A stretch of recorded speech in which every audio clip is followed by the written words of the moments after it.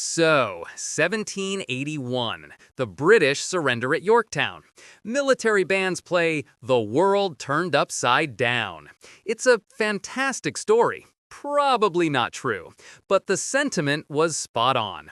In the newly minted United States, there's pure euphoria. They've actually done it. They fought the planet's premier superpower to a standstill, with a combination of grit, luck, and a shocking amount of foreign help. This is the moment for parades, self-congratulatory speeches, and probably some light treason-themed celebratory drinking. It is, by all accounts, the grand finale of the heroic struggle for freedom. Except it's not, because after the party comes the cleanup, and in the quiet morning after of a new nation, there's an enormous bill sitting on the table. It has a royal seal on it. It's from King Louis XVI of France, a man whose entire job description was the polar opposite of life, liberty, and the pursuit of happiness. He had just personally bankrolled the most successful anti-monarchy movement in history, and now he'd very much like to be paid back for the service. This was rapidly becoming the most awkward IOU in the 18th century.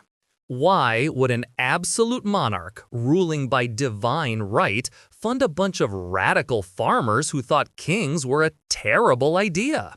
One reason? Pure, unadulterated spite. The French foreign minister, the Comte de Vergennes, had a singular obsession: humiliating Great Britain. He was still fuming about the 7 Years' War, a global conflict that France had spectacularly lost, costing them Canada and a whole lot of dignity. So when the American colonies started acting up, Vergennes saw his chance for a perfect, petty revenge. He convinced a hesitant Louis XVI that this was a strategic masterstroke. By bleeding Britain's resources and chipping away at its empire, France would reassert itself as Europe's top dog. The ideology was irrelevant. The fact that they were arming people who wrote pamphlets about how all men are created equal was just a weird, inconvenient detail. This wasn't about supporting democracy, it was about paying your enemy's angry neighbor to set their house on fire. A classic and classically short-sighted geopolitical maneuver. Funneling money to American rebels wasn't exactly straightforward. France was officially at peace with Britain, so they had to get creative. Enter Pierre-Augustin Caron de Beaumarchais. Besides being a watchmaker, inventor, and the playwright behind The Barber of Seville, he was also a surprisingly effective secret agent. Vergennes had him set up a fake Portuguese trading company called Rodrigues Sortales & Co. This shell corporation became the primary laundromat for French and Spanish aid. Through it, they sent cannons, muskets, uniforms, and tons of gunpowder. The very supplies that kept the Continental Army from completely falling apart at places like Saratoga. And then there were the direct loans. The total amount is tricky to calculate, but it was somewhere around 1.3 billion livres. In today's money, that's tens of billions of dollars. All of this was borrowed money, taken out by a French government that was already swimming in debt.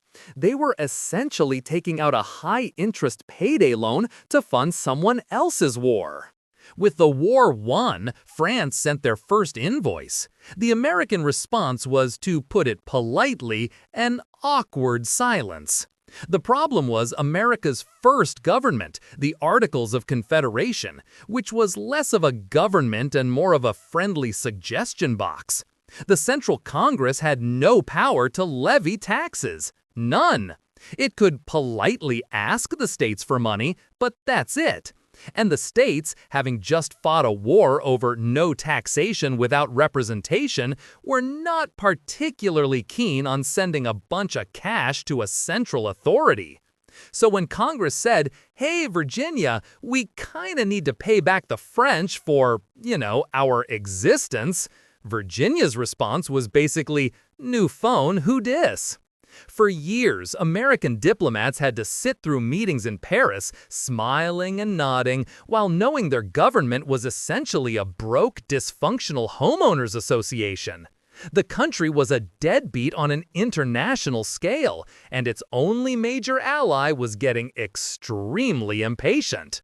While America was ghosting its creditor, the situation in France was going from bad to worse.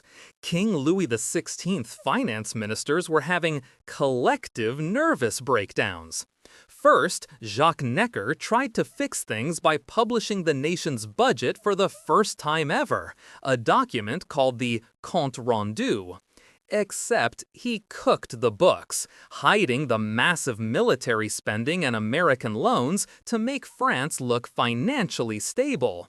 It was the 18th century equivalent of a disastrous earnings report.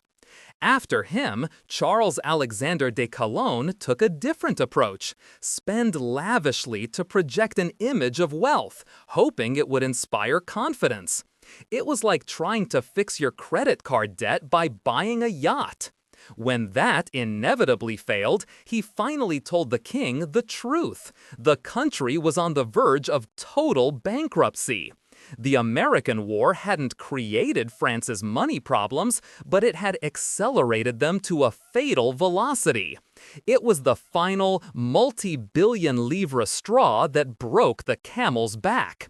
Their only solution was to tax the nobles and clergy, the two groups who had never paid taxes. You can imagine how well that went over.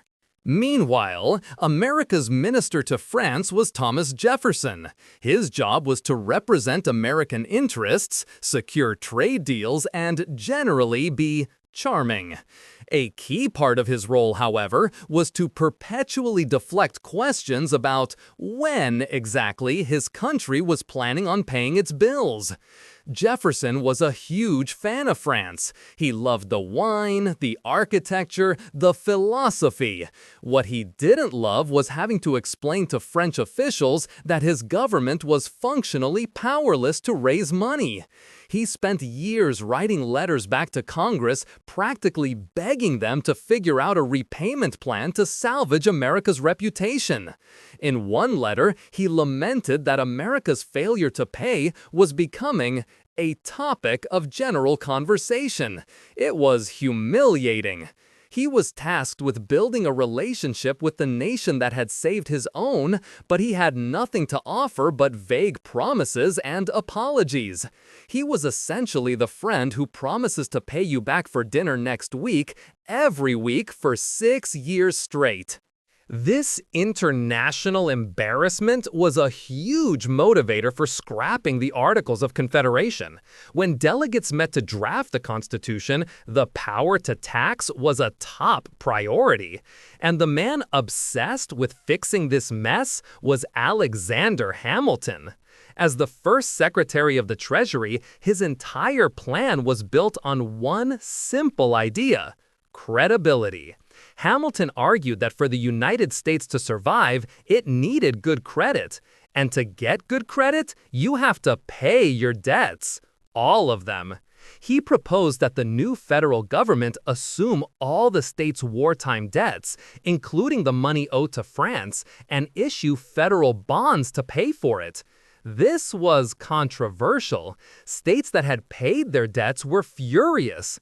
But Hamilton knew that a national debt, if managed properly, would bind the country together. It forced the wealthy to have a stake in the new government's success. It was a brilliant, cynical, and ultimately effective plan. The very debt that had made America a laughingstock was now being used as the foundational glue for a stronger centralized nation. The French loan was becoming the unlikely cornerstone of the American financial system. Here's the punchline. Just as America, under Hamilton's new system, finally gets its act together to start making regular payments, France completely implodes. The year is 1789. The French Revolution begins. fueled in no small part by the bankruptcy the American war had finalized. Suddenly, the government the US owed money to ceased to exist. First, you had the constitutional monarchy, then the radical republic and the reign of terror, then the Directory, then Napoleon. This created a wonderfully absurd diplomatic problem for the US. Who exactly are we supposed to pay? Paying the wrong faction could be seen as taking sides in the chaotic European wars that followed.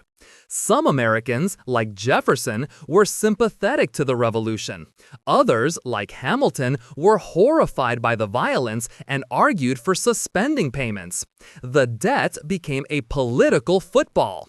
After saving America, France had become so unstable that America couldn't even pay it back properly.